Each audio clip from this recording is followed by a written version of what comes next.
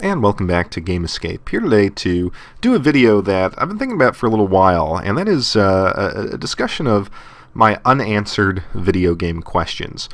I've been playing video games my entire life. I spend most of my free time playing games, and yet I find that there are just a couple of questions about gaming that I can't answer, and I thought it was strange because I also, I keep up on the gaming news, and I feel pretty much connected to a certain degree with gaming culture and history, but I've identified 4 questions that I have to which I don't have any answers, and perhaps someone out there who's either maybe in the industry or who has some knowledge of this can point me in the right direction, maybe leave a comment or a source. And I will say that obviously I could research all of these extensively, and I'm sure the information is out there. But it's one of those things. I can talk about the history of the Sega Saturn or the NES, and there are certain small details that I've nonetheless sort of absorbed over the years. But these questions have gone unanswered. So my first question is: how are games made? The physical media. How is the physical media for video games made? This is a question I've always had. For example, do Sony and Microsoft and Nintendo, do they have manufacturing plants where they press the CDs? I think that question, at least for today, is maybe a little bit easier to answer. I kind of remember that Alpha Omega Sin did a video back with the whole Xenoblade GameStop controversy, and he put a link to a company called GameQuest Direct, who basically print games that are out of print, mostly CD-based games. And so I would imagine that today the companies, all the big video game companies, have some sort of a third party that does this for them. I think today probably it's unlikely that they actually have the manufacturing facilities to do this themselves.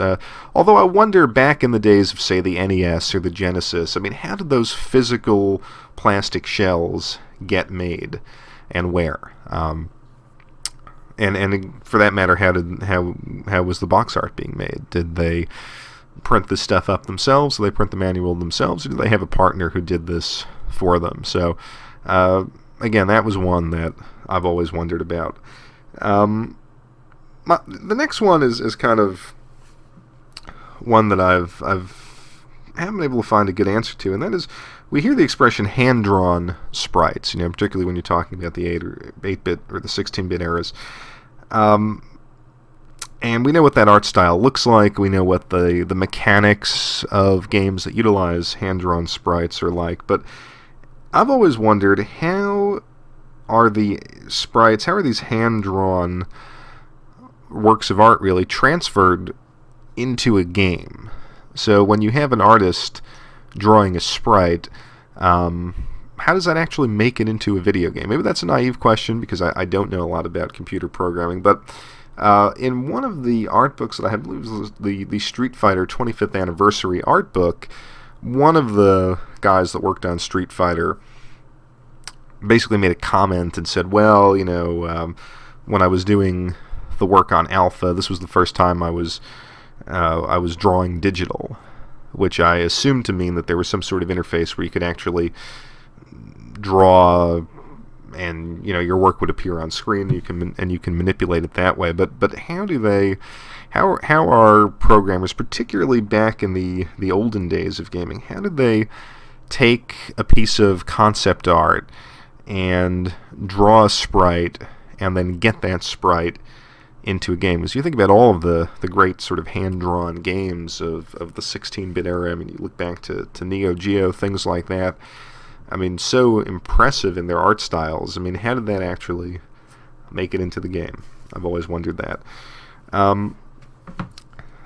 Another question that I've had is that I would like to know, I'd like people to see the process, particularly today, of creating a video game.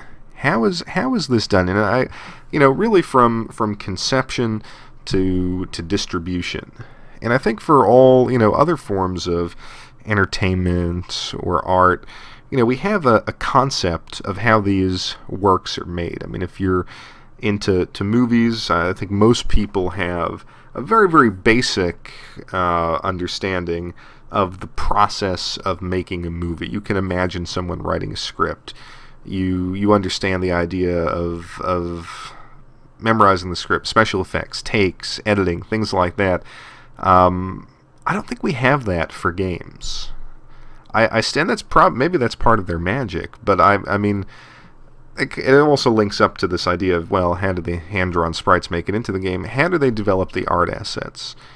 How do they take an idea and build a world around it? Or for the companies that have their own gaming engines, how do they produce those engines? I think it would be a fascinating topic for a reality show. I believe the PlayStation Network had something like that, kind of a reality show about, it was like young designers trying to get a job at one of the major companies. I'm not so much interested in that, but maybe like if you've ever seen the HBO reality show Hard Knocks, where they sort of follow an NFL team as they're in training camp prepping for the season. I think like that gave you an idea of what an NFL training camp is like, and I think they should do something similar for video games. What does the workflow look like? What does the division of labor look like within a studio, and how do they merge the writing, the art, and the programming together into a finished package? I think that,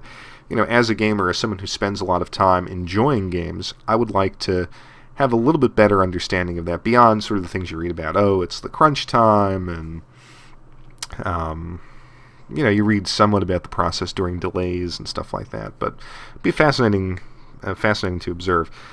And my last question, something that I really don't know how to answer and that I find interesting, is how do programmers evolve in the industry?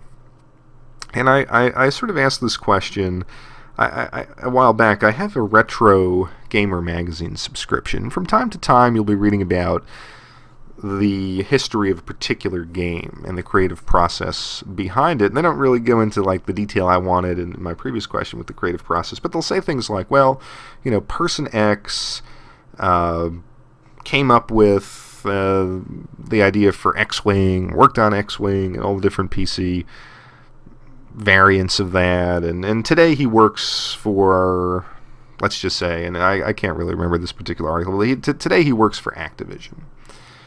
Or someone, worked on the original Mega Man, and he's still working at Capcom, and he's involved in Dead Rising 3, or something like that. And my thought was, how do these people stay in the industry and develop their skills from hardware generation to hardware generation? Because if you worked, say, back in the NES era, and you're still working today, how did you educate yourself to the different technologies that have developed over the years? And even for that matter, how do people go from like engine to engine today? If you're developing for CryEngine 3 or Frostbite or Unreal Engine or something like that, I mean, I guess the question really is, as a programmer, is there a consistent skill set that you have that lets you, say, start off in the NES era, and maybe you just sort of learn the new hardware technologies or software programs, but there's something, and again, this is my lack of knowledge of what really goes into program a video game, but are there some sort of hard and fast skills that you have as a developer that lets you kind of move seamlessly from platform to platform, generation to generation? I kind of thought, like, what sort of an analogy would make this clear? I guess if you're a lawyer, you go to school and you're skilled in interpreting the law. That's your skill. And when new laws are written and when new laws take effect, you have to sort of learn their implications, but you have that core skill of understanding law that you can sort of apply to all of these new developments in your field. Is it the same way with games, or do developers have to just sort of start anew when there's a new console or when there's an update to a particular gaming engine? Are they constantly retraining? And if so, how do they do it? How is this knowledge communicated in the gaming community? And actually, quite frankly, how is it compensated? I mean, is it just assumed that if you were a game developer and that's what you want to do for 20 years, that you'll sort of take it upon yourself to learn these new programs, or do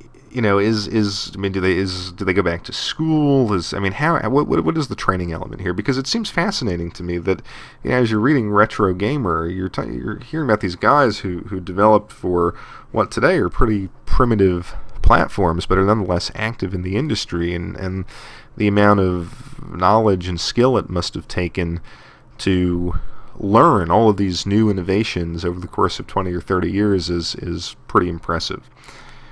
So those are the questions that I just don't have good answers for, and that I have been really curious about. And if you know them, like I said, if you have some ideas, if you have some references, put those in the comments below. And as always, I thank you for watching Game Escape, and I'll be back shortly with a new video.